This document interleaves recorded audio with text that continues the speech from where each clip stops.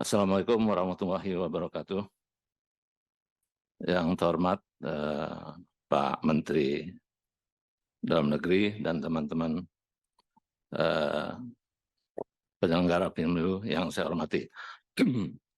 Tadi sudah banyak teman-teman lebih bicara kepada unek-uneknya lah, sistem penyelenggaraan maupun dan saya lebih condong kepada pertama tentunya saya beri aspirasi penjelasan sedikit. Sebenarnya sistem pemilu kita itu sudah baik, Pak. Pertama adanya C1 hasil itu langsung dipoto dan masuk ke server. Semestinya ini, server ini justru bisa mengeluarkan laporan khusus didampingi oleh Sirekap. Tapi karena pertama adalah masalah tentunya adalah oknum ya, yang ada keinginan tidak menginginkan sistem ini berjalan dengan baik. Oleh karenanya dalam kesempatan ini Pak Ketua KPU, pertama tentang Sirekap. Apa yang dikatakan Pak JG tadi, Sirekap itu sebenarnya penting. Tapi begitu hilang dari edarannya, timbullah gejolak situ. Semestinya tetap menjadi acuan, walaupun itu sebagai alat bantu. Tapi sebagai alat bantu jangan dijadikan kambing hitam. Padahal situ ada udang di balik batu. Nah ini yang nggak boleh Pak. Ya, jadi kalau menurut saya sistemnya sudah baik, tinggal penyelenggaranya nih, attitude-nya yang harus dirubah. Ya, ini Pak Ketua DKPP lama nggak? Karena saya ada pertanyaan Pak. Ya, ini tentang attitude Pak. Ya, apa yang kita informasikan, yang kita dapat, semua anggota KPU ini sekarang sedang hidup mewah. Banyak sekali kejadian-kejadian yang menurut saya, di sini juga ada Pak Sekjen ya, tentang pemakaian private jet. Apakah ini ada nomenklaturnya atau pernah kita bahas pada saat penyelenggaraan kita bahas tentang anggaran. Nah ini harus dijelaskan Pak. Belum lagi terhadap tender-tender logistik yang semuanya tertutup. Ketua, saya minta Ketua tentang tender dan segala macam ini dibuat khusus untuk mereka melaporkan. Kita memang tidak masuk ke Satuan 3 kemarin, tapi untuk realisasi pertanggung jawabnya tetap menjadi pengawasan kita. Sehingga ini ada terbuka di sini. Jangan semua anggaran mentang-mentang banyak dipergunakan seenaknya saja. Belum lagi acara-acara dugem. Pasti DKPP tahu. Nggak mungkin DPP nggak tahu, DKPP nggak tahu. Karena tertutup, Pak. Oleh karenanya saran saya, Pak Ketua, DKPP ini dibuat khusus. Kita RDP membuka kelakuan daripada komisioner ini, maupun KPU, maupun Bawaslu. Jangan rapat-rapatnya ujung-ujungnya peringatan keras, peringatan terakhir. Tapi terakhir nggak terakhir-terakhir gitu. Muncul lagi gitu. Nah ini harus buat laporan Pak. Percuma namanya Dewan Kehormatan. Di MK saja mereka bisa rapat terbuka Pak. Masa DKPP yang cuma urusan personal. Belum lagi masalah perempuan yang diulang-diulang tapi tidak ada hasilnya. Nah ini harus dibahas oleh Komisi 2. Harus dilaporkan khususnya tentang realisasi Satuan 3. Kemana ini barang-barang ini yang ini.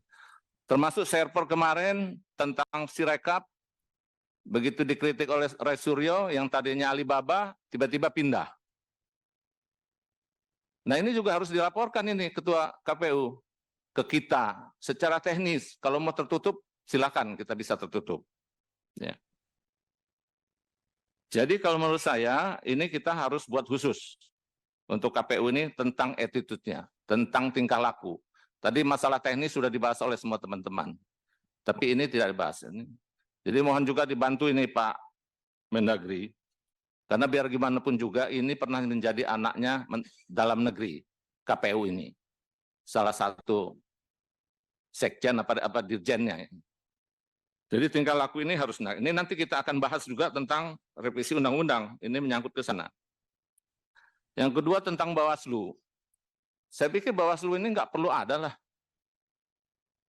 Untuk apa Bawaslu, Panwascam segala macam, kalau kita datang, dia cengar-cengir, kalau urusannya selesai, dia pergi. Beda Pak, dengan kepolisian yang mengawasi. Mana mau polisi itu diam di dalam ruangan bengong aja gitu. Tapi anak bawah Bapak dengan kamera di depan kita Pak, begini aja. Nggak ngomong, nggak apa. Foto. Tapi begitu TA kita menyelesaikan, beres, pergi. Dan ini pasti Pak Bejo ini tahu. Nggak mungkin nggak tahu. Saya panggil Bejo ini karena panggilan kesayangan dia nih. Mr. Bejo. Jadi dibuat seperti DKPP saja Ketua, baik KPU maupun Bawaslu. Cukup di pusat saja. Jadi KPU daerah itu tanggung jawabnya adalah daerah. Oleh karenanya nanti tolong Pak Menteri, kalau memang kita bisa revisi undang-undang ini, kita buat seperti itulah, otonom aja daerah.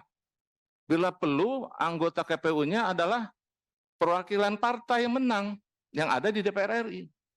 Ini pernah kita coba di tahun 99, ternyata berhasil. Bagus, tidak ada korupsi di situ. PDI menang malah, banyak. Kaitannya gitu. Ada, artinya yang teraniaya karena fair menang. Gitu. Ini ada ini, tolong Pak Menteri, ya, kemudian Pak Menteri juga mantan Kapolri.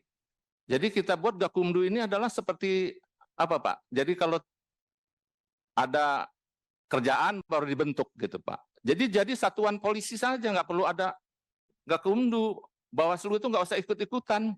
Sudah kita serahkan aja pengawasannya ada di kepolisian. Dibentuk unitnya. Wong di sana itu apa? Reskrim apa itu yang itu berkuasa kok Pak? Kenyataannya. Bawaslu semua pelangak-pelongok mau datang caleg dari mana? DPR RI ini. Datang. Kalau DPR RI Pak Bejo ya. Panwascam berikut apa itu? Desa itu. Pasukan lengkap. Tapi kalau dia calonnya kere, nah cukup pengawas saja yang datang. Atau kelurahan. Ini kenyataan Pak, bukan saya mau ngarang-ngarang, ini kenyataan. Memang nggak bisa dibuktikan, tapi kayak kentut lah gitu. Ada baunya tapi kita bisa ngelihat. Ini kenyataan Pak. Nah oleh karenanya, kalau memang tadi teman-teman setuju, Undang-Undang Pemilu nomor 7 ini kita bahas revisinya tahun ini Pak. Buat kenang-kenangan yang kita yang nggak jadi ini Pak JG. Contoh kan? Iya. Nah tolong ini Pak Menteri Dalam Negeri sama Pak Sekjen. Sekjen baru ini double juga ini pangkatnya. Ada Sekjen jadi Irjen juga. Termasuk Komjen juga. 3 jenderal di situ dia. Ya. Jadi tolong dibahas kalau bisa KPU maupun Bawaslu ini seperti DKPP. Cukup di pusat saja Pak. Daerahnya kita buat otonom. Apakah itu nanti di bawah salah satu biro di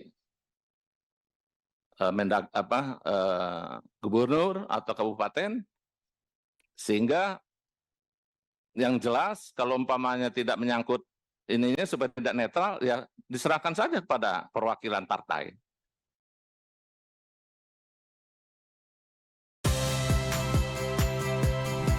Saya Audrey Chandra, saksikan program-program Kompas TV melalui siaran digital, pay TV, dan media streaming lainnya.